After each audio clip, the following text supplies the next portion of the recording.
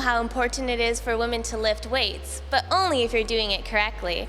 Hi, I'm Veronica with WatchMojo.com, and today fitness expert Shelly McDonald shows us how to do it right. Is it ever too late to start lifting weights? Never. In fact, I have an 83-year-old client who is still banging off 30 push-ups. And for a lot of the older aging adults, they really need it for bone density problems and postural problems and correctional problems that if they haven't been exercising all their life, they need to have strength to get through their everyday life. So for sure, any age, it's great. How do you avoid injury?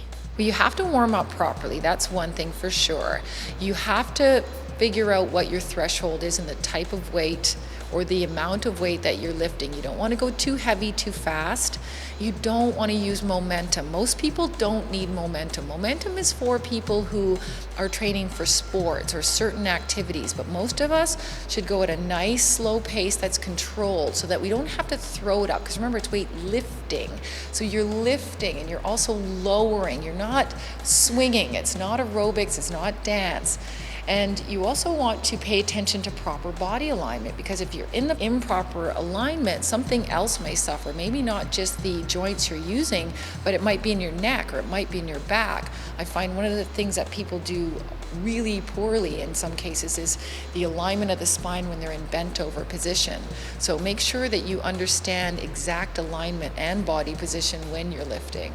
What if your training partner is a guy? Can you guys do the same workout? Well, be careful, because probably when you're lifting with a guy, you probably want to lose weight and get leaner. He wants to get leaner, but he wants to get bigger.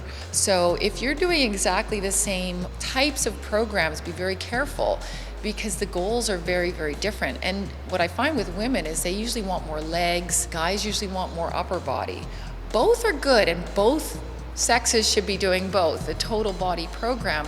But just be careful of the amount of weights you lift as a woman. You don't necessarily have to go heavy. You want a resistance that's going to get you to overload. It's going to feel like you've done some work, but you don't necessarily want to do the very short reps. You don't want to do 6 to 8 reps and let's say 4 to 5 sets like your boyfriend. You might take the same exercise, which most exercises are good for everybody, and do it twice the amount, like more like 12 to 16, even up to 20. Do you need to do a warm-up and cool-down? Yeah, there's a couple of different ways you can warm up to weight training. There's cardio, any type of cardio, the bike, the treadmill, generally marching on the spot if you don't have, or skipping rope. That's a good idea. Otherwise, if you don't have that at your disposal, what you do is a light set. So whatever weight you're using, you cut it in half, and you do one set which is very, very light weights, and open up that range of motion so that at least the muscles are prepared for that full range of motion, and you're not going to tax them too fast and too hard. Adding weight is one way to change your routine, but is there anything else you can do? Tons. Just by changing the angle and doing it in a different way is going to make all the difference. So instead of doing squats on 2 legs, you might do a 1-legged squat, or you might do it with a resistor ball or on a Bosu or something like that. You're still working the same muscle groups but in a different way, so it confuses the muscle, so you're always adapting to this, so it's always benefiting. Is there a part of the body that women often overlook when weight training? It's always upper body. Women are, I don't want big arms, I don't want big chest. They tend to always go for the abs, buns, legs, thighs. It's usually the lower body. But upper body, a lot of people have very bad posture, and they're sitting all day, or they're carrying their kid on one side, and their upper bodies are in very dire straits. The amount of neck problems I hear about and back problems are huge.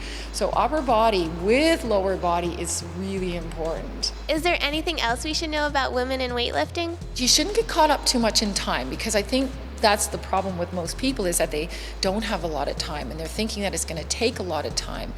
Even if you do some things at home, even if you practice a certain amount of exercises at home, it can take anywhere from 10, 15, up to 30 minutes of training, and you could do different things every day. So if you only have 10 or 15 minutes, if you're a busy mom and that's all you got in a day, choose exercises each day that you're going to do. Plan it out for your week. Mondays, legs.